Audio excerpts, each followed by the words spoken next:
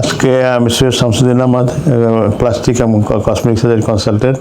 আমি আজকে ব্রেস্ট সার্জারির ছেলে এবং মেয়েদের কমন প্রবলেমগুলি নিয়ে বলবো। একটা হলো বিনাইন হলো মানে ওটা ক্যান্সার না, বাদে যেটা বিনাইন, আর একটা হলো গিয়া ম্যালিগন্যান্সি। তো বিনাইনে সাধারণত সাধারণ প্রবলেম যেগুলি হয় ছেলেদের, হয়তো সিবাসিয়াস সিস্ট হতে পারে, কিলয়েড হতে পারে, এগুলি তেমন কারণে এগুলি কনজারভেটিভ ট্রিটমেন্ট দিলে হয়। এছাড়া আর একটা আছে গাইনোকোমেশিয়া হলো ফিমেল লাইক ব্রেস্ট। এটা ছেলেদের থাকে, সাধারণত 100-র মধ্যে 30% থাকে আজকাল বাংলাদেশে, কারণ এটা যুক্তরাষ্ট্রের FDA ও অস্ট্রেলিয়ার TGA কর্তৃক সার্টিফাইড জেনোফ্যাক্সের গাট স্ট্যাটাস টেস্টের মাধ্যমে আগাম শনাক্ত করুন জটিল ও দীর্ঘমেয়াদী রোগের সম্ভাব্য ঝুঁকি। এস্ট্রোজেনিক সয়াবিন ইউজ করে, মানে পপুলারলি সয়াবিন তেল, যেটা এস্ট্রোজেনিক এফেক্ট থাকে, যার জন্য এটা হতে পারে। আর একটা হলে গিয়া কিছু হরমোনের কারণ হতে পারে। এই গাইনোকোমেশিয়াকে 4টা ধরনের ধরা হয়। প্রথমটা হয় গিয়ে আপনার সিডো গাইনোকোমেশিয়া, যাদের অতিরিক্ত ওয়েট।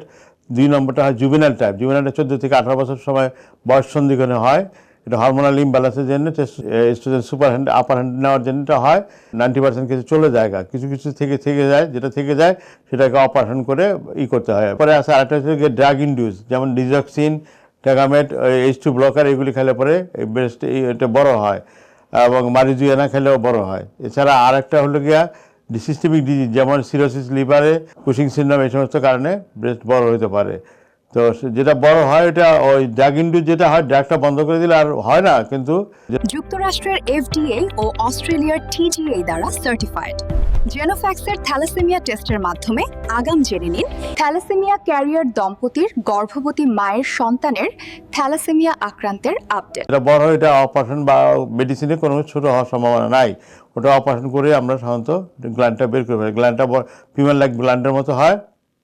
এবং এই জুভেনাইল টাইপের আবার গ্রেড থাকে 4টা গাইনোকোমেশিয়া 4টা গ্রেড থাকে, গ্রেড 1, 2, 3, 4। 1, 2 সাধারণত আমরা লোকাল অ্যানেস্থেসিয়া দিয়ে এবং লাইপোসাকশনের মাধ্যমে করে নিয়ে আসি। লাইপোসাকশন করে চারিদিকে সারাউন্ডিং ফ্যাটটা এক্সট্রাক্ট করতে হয়, নাহলে এটা সিমেট্রিক্যাল হয় না। আর 3rd and 4th-এ হাই ভলিউমের লোকাল অ্যানেস্থেসিয়া, যেটা কমপ্লিকেশন হলে ভেন্ট্রিকুলার ফিব্রিলেশন বা অন্য প্রবলেম হতে পারে। এই জন্য 3rd and 4th আমরা দিয়ে করতে অপারেশন করি।